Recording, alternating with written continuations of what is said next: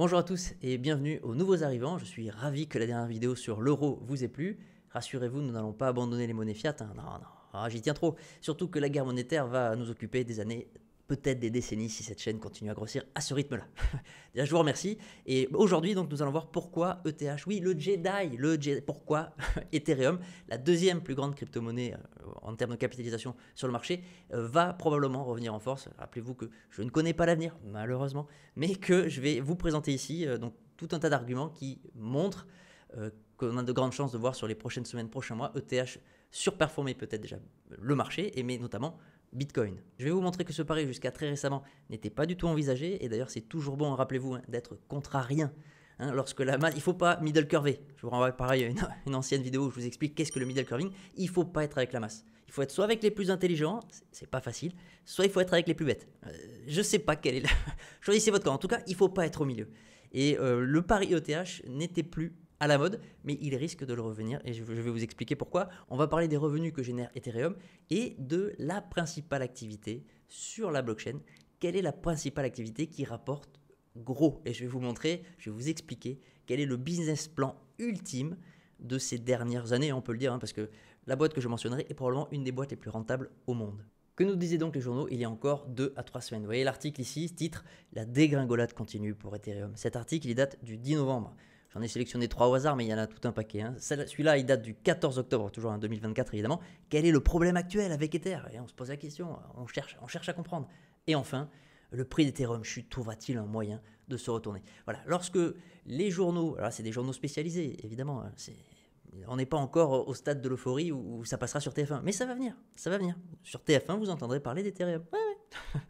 Revenons-en aux médias spécialisés. Lorsqu'il y a une sorte de consensus sur le fait qu'un actif court à sa fin, allez vous renseigner pour savoir si les fondamentaux ont changé, s'il y a eu quelque chose, ou si c'est typiquement la psychologie des foules qui s'exprime. Et la question qui vient alors, si la foule pense que c'est nul, est-ce que moi, qui pense évidemment toujours contre la foule, est-ce que je peux trouver des moyens de trouver que c'est bien? En sachant qu'il faut faire aussi attention au biais de confirmation. Attention, parce que si on a un avis, on va chercher des informations, là comme ici, comme sur cette vidéo. Je vais vous apporter des arguments favorables à l'investissement sur Ethereum. Mais sachez qu'à cause de ce biais de confirmation, les informations que vous allez recueillir grâce à moi aujourd'hui, ça va vous renforcer, ça va renforcer votre biais positif sur Ethereum. A l'inverse, si je vous faisais une collection de mauvaises nouvelles sur Ethereum, vous ne les prendriez pas en compte à la même hauteur que les bonnes nouvelles que je vais vous présenter bien sûr dès maintenant. Alors la première des bonnes nouvelles déjà pour moi, c'est l'entrée des capitaux officielle des capitaux des institutionnels sur l'ETF Ethereum. Là, je vous montre l'ETF Bitcoin pour que vous compariez et que vous compreniez. En gros, là, ça montre, il faut se concentrer sur la petite ligne verte. Les différentes couleurs, c'est les différents ETF parce qu'il y a différents émetteurs. Le plus gros en noir étant BlackRock, mais bon, peu importe. La petite ligne verte synthétise les capitaux qui rentrent par rapport aux capitaux qui sortent. Et vous voyez qu'elle monte. C'est-à-dire qu'il y a plus d'argent frais de fiat, oui, c'est des dollars, des euros, qui rentrent dans le marché des cryptos pour en fait investir sur l'ETF Bitcoin, ces ETF-là, sont collatéralisés par du vrai Bitcoin. Donc lorsque vous achetez l'ETF IBIT de BlackRock, Coinbase, je l'ai déjà expliqué, Coinbase va séquestrer des réels Bitcoin en preuve, c'est 1 pour 1, pour prouver que vous n'achetez pas juste un produit digital qu'aurait fabriqué BlackRock. Le même produit financier existe donc pour une seule autre crypto-monnaie jusqu'à ce jour, et c'est Ethereum. Et à son lancement, malheureusement, il n'y a pas eu du tout le même succès que Bitcoin. Et vous voyez que la petite courbe verte est partie vers le bas. J'ai pleuré, oui, j'ai pleuré, mais bon, voilà, c'est comme ça.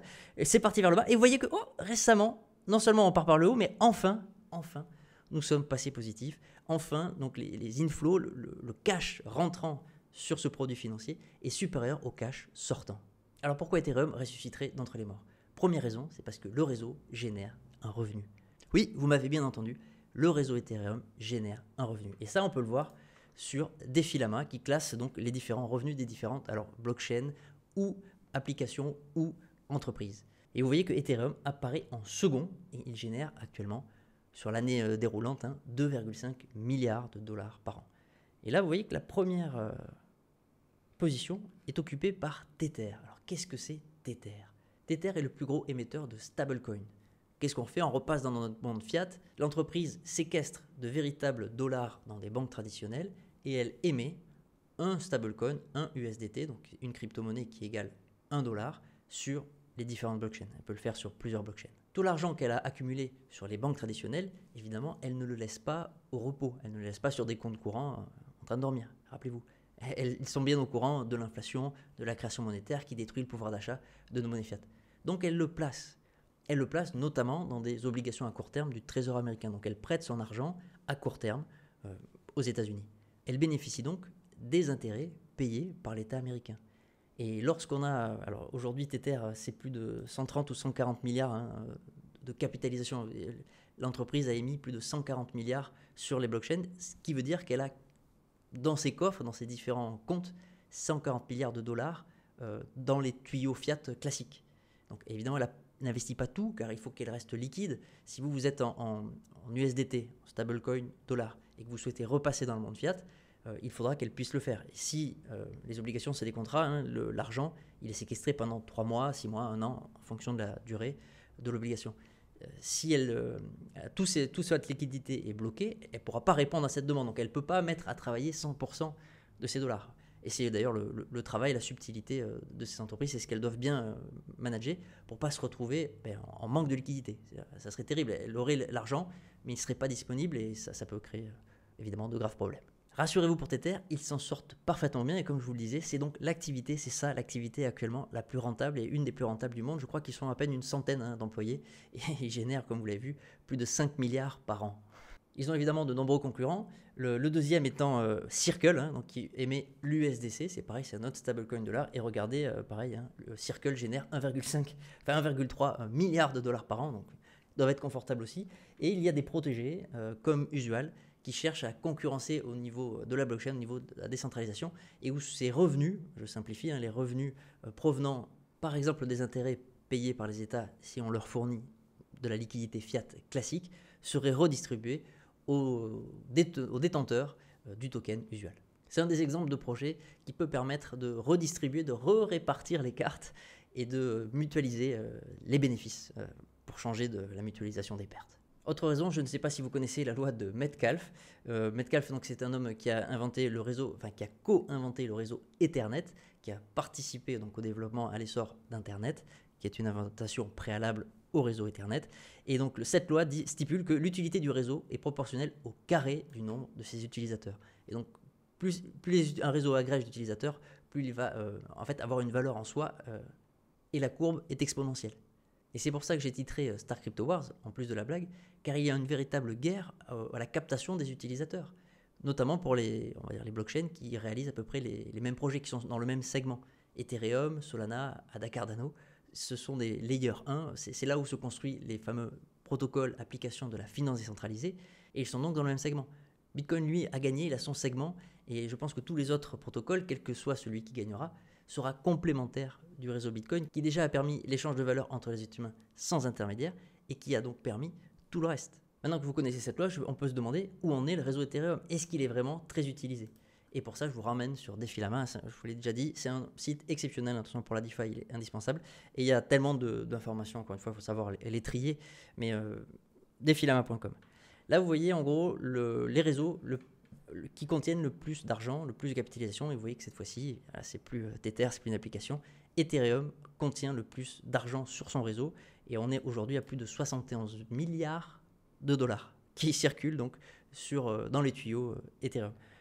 Solana arrive en deuxième et est à 9 milliards.